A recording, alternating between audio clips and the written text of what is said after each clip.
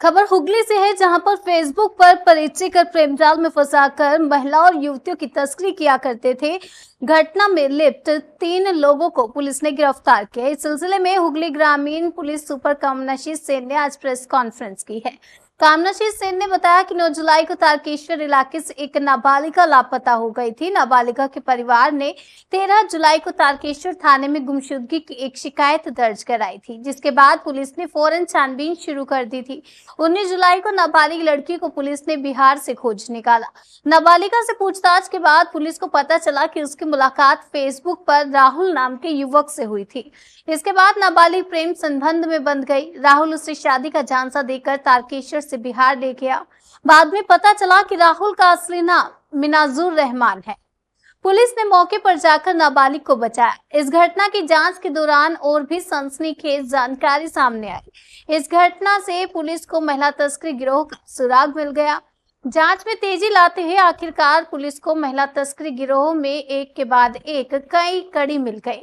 ये ग्रुप महिलाओं और नाबालिगों की न केवल प्रेमजाल के रूप में फंसाते हैं, बल्कि उन्हें काम के प्रलोभन देकर अलग अलग राज्यों में ले जाकर तस्करी कर दिया करते थे। और जांच कर रही को यह भी पता चला है कि जांच कर रही जो पुलिस है, उन्हें ये भी जानकारी मिली है कि मिर्जानूर मंडल उर्फ राहुल और श्रीराम रॉय सोशल मीडिया के जरिए प्रेमजाल और नौकरी का झांसा देकर कम उम्र की महिलाओं और युवतियों को फंसाया करते थे, फिर उन्हें नंद किशोर कुमार को सौंप दिया करते थे। मिर्जानूर मंडल और श्रीराम रॉय को पुलिस ने पिछले 25 अक्टूबर को गिरफ्तार किया था। नंद कुमार को भी पुलिस ने गिरफ्तार किया है। गिरफ्तार किए गए तीनों को 7 दिन की पुलिस हिरासत की मांग करते हुए चंद्रनगर अदालत में पेश किया। 42M এবং 143(4) বিএনএস এর এটাও প্রেয়ার দেওয়া হয়েছে। এটার এখন তদন্ত একজন ইন্সপেক্টর করবে। তো এখন অবধি আমরা এই কেসে পেয়েছি আমাদের যেটা আছে, এই চক্র যেটা আছে, আমরা বুঝতে পারছি দ্যাট এটা এই যে এই মানুষের মাধ্যমে তদন্তে কালকে অ্যারেস্ট করা আছে। আমাদের আরো এজেন্ট বা আরো আমাদের লোকদেরকে আমাদের দেখতে লাগবে এবং আমাদেরকে কোর্টে তোলা হচ্ছে। হ্যাঁ, কোর্টে তোলা হবে আজকে। হ্যাঁ, কোর্টে তুলে পিসি নেওয়া হচ্ছে। কদিন এমছি 7 days পিসি। বলছিলাম এই যে মেয়েটিকে নিয়ে যাওয়ার জন্য এর সঙ্গে কি ফেসবুকে পরিচয় করেছিল না কোনো রকম ভাবে ফেসবুক। এটা কিন্তু জুলাই মাসের ঘটনা ছিল। ফেসবুকে কোনটা জুলাই মাসে ঘটনা ছিল, মেয়েটা রিকভার হয়েছিল, কিন্তু আমরা কেসটাকে তখনও যেটা মানে আমরা কিন্তু কেসটাকে শেষ করিনি, আমরা লেগেছিলাম, কিন্তু আমরা একটু টাইম লাগে অবভিয়াসলি, কারণ কি যেখানে থাকছিল ওই রাহুল যেটা বললাম আর কি, তো ওটা আমরা সন্ধান পেয়েছিলাম নেপালে ছিল ও আর ওর যাকে আমরা অ্যারেস্ট করেছিলাম, যার নাম শ্রীরাম রায় বলে। তো এদেরকে এরা নেপালে থাকছিল। তো যাই হোক, আমরা যেরকম করে আমরা এখানে অ্যারেস্ট করেছি ওদেরকে। ফেসবুকে আলাপটা কাজ করেছিল রাহুল নামক ছেলের সাথে হয়েছিল, কিন্তু রাহুল যেটা ছিল যেটা হয় আজকাল ফেসবুক বা ফেক না, হ্যাঁ ফেক আইডি করে বা ফেক নাম করে, যেটা আপনারা দেখবেন আপনারা তো সাইবার পাঠশালা আমাদের প্রোগ্রামে আপনারা এইসব এরকমই আমরা অনেকভাবেই আমাদেরকে বোঝানো হয়েছিল, কিন্তু এটাতেই ওটা মেয়েটা মানে প্রলোভনে পা দেয়। মানে এদেরকে টার্গেট কাদের করা হতো? মহিলা নাবালিকা, কি টোপ দেওয়া হতো? যেমনি ভালোবাসার টোপ বা ওদেরকে চাকরির টোপ। ঠিক আছে, তো যেটা হয় আর কি, ভালোবাসা বা চাকরি দিতে। আর দেখা গেছে কি আন্তর্জাতিক ইন্টারস্টেট আছে, ডেফিনেটলি ইন্টারস্টেট। আপনারা দেখছেন আমরা অ্যারেস্ট যারা করেছি বিহারের অ্যারেস্ট করা হয়েছে, এবং এরা দুজন নেপালে থাকছিল আর কি। তো এখন অব্দি এই ডেভেলপমেন্টটা হয়েছে আমাদের। তো আমি সেজন্য আমরা আপনাকে একটা প্রেস ব্রিফে আমরা দুজন কয়েক বছর আগেও দেখা গেছে এই ধরনের ঘটনা ঘটেছে। নাবালিকারা বাঁকুড়া বা বীরভূম থেকে তারকেশ্বরের মধ্যে চলে এসছে, ফেসবুকের পরিচয়, পরে সেটা পাবলিক এসছে। কিন্তু বিষয়টা হচ্ছে হুগলি জেলাকেই কেন ব্যবহার করা না, এটা হুগলি জেলা বলে মানে ওরকম কিছু না। আমরা যেটা পাচ্ছি, যেহেতু গঙ্গা পেরোনি, যেহেতু এটা খালি হুগলি জেলা বলে এরকম বলা এটা ভুল হবে। কেন কি আমরা যেটা পাচ্ছি এই রাহুলের ইয়েতে অন্য অনেক ডিস্ট্রিক্টই আছে, এরকম নাকি এখানে খালি হুগলি জেলা কেন্দ্রীয় বলে, মানে জাস্ট বিকজ অফ হুগলি জেলা ওরকম কোনো, this is not any district specific বলে ওরকম কিছু। দুজন কি তাহলে নেপাল থেকে গ্রেফতার? ওইটা কোথা থেকে গ্রেফতার, এখান থেকে গ্রেফতার হয়েছে কিরকম করে, এটা ইনভেস্টিগেশনের ইয়েতে আমি এটা বলতে পারবো না কিরকম করে কি করা হয়েছে। কিন্তু মানে I cannot disclose what has happened next steps. Criminal activity এটাতে একটা চক্র ধরা পড়েছে তা আরো কোনো মহিলার বা একদম। নাগরিক সন্ধান পাওয়া গেছে? একদম মানে আমরা একটা লেয়ার করে যাচ্ছি আর কি। তো এখন অব্দি যেটা পাওয়া গেল আর কি, 3 জন যেটা বললাম আর কি, 2 জন এজেন্ট বলতে পারেন, আর একজন যে এজেন্ট যাকে দিয়ে এদেরকে দ্বিতীয় আর যারা টাকা বিক্রি করে। তো এরকম অনেক, মানে আমি আশা করছি এই তদন্তে যেটা আছে আমরা অন্য এজেন্টেরও সন্ধান পাবো, আর এটাতে আমরা চালিয়ে যাবো। আমরা এই কেসটা গিভ আপ করিনি, আমরা জুলাই মাসেই কেসটা হয়েছিল। তো যেটা হয় একটু টাইম তো ডেফিনেটলি লাগে। তো এটা ব্রেক থ্রু তার একটু টাইম লেগেছে, কারণ কি অবভিয়াসলি 2 জন যদি এখানে থাকছি, মানে লোকেশন বা যাই বলেন ওদের এরা ইন্ডিয়াতে ছিল না, নেপালে ছিল, তো যাই হোক সেই জন্য একটু টাইম লেগেছে। এটা যাদের গ্রেফতার করেছেন তারা এখনো পর্যন্ত কতজনকে, মানে কোনো সূত্র বেরিয়ে এসেছে কি? না, এখনো ওটার জন্য আমরা পিসি ওটার জন্যই পিসি দেওয়া হচ্ছে আর কি, কতজনকে করেছে বা কি করেছে। কিন্তু এটা আমরা বুঝতে পারছি কি this is not a single isolated case, অনেক মানে এটার মধ্যে আরো ইয়ে আছে। স্যার একটু ধাপে ধাপে বলে দিন, প্রথম কাকে অ্যারেস্ট করলেন, তারপরে কি হলো, তারপর আচ্ছা, সবচেয়ে আগে 2 জনকে অ্যারেস্ট করা হয়েছে। ওই মিজানুল যা রাহুল যে বলেছিল আর কি, আমরা পরে জানতে পারলাম অ্যারেস্ট করার পর রাহুল না, মিজানুল মন্ডল, অশোকনগরে বাড়ি। এবং ওর সাথেই অ্যারেস্ট করা হয়েছে শ্রীরাম রয় বলে। শ্রীরাম রয় তারাতলা বাড়ি। এরপর হ্যাঁ, এরপরে আমরা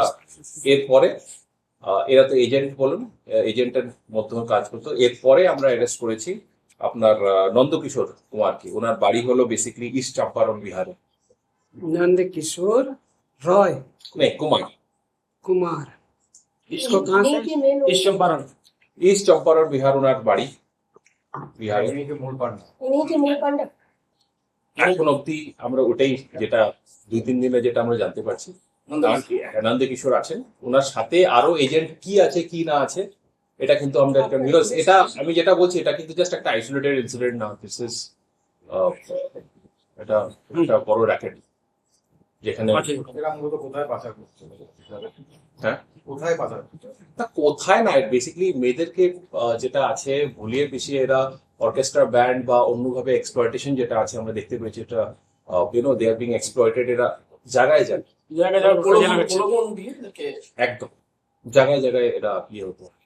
আমরা যে ফার্স্ট মেয়েটাকে রিকভারি করেছিলাম ওটা বিহার থেকে রিকভারি করা হচ্ছে, যার পরিপ্রেক্ষিতে এইসব আমরা জানতে পেরেছি, আর যার জুডিশিয়াল স্টেটমেন্টও আমাদের কাছে আছে।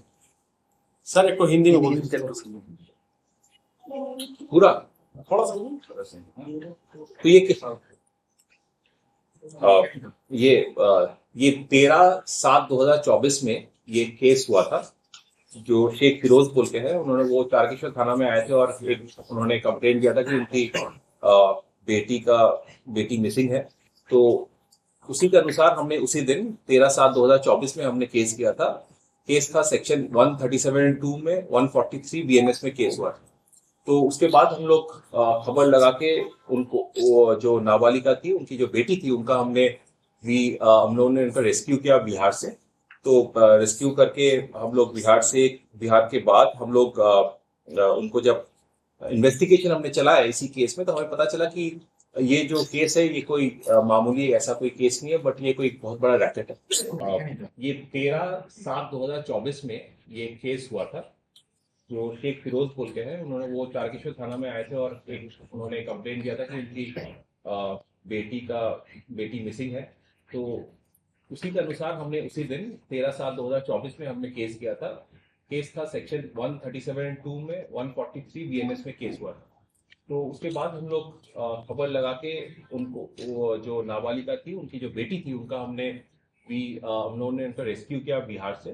तो रेस्क्यू करके हम लोग बिहार के बाद हम लोग उनको जब इन्वेस्टिगेशन हमने चलाया इसी केस में, तो हमें पता चला कि ये जो केस है ये कोई मामूली ऐसा कोई केस नहीं है, बट ये कोई बहुत बड़ा रैकेट है।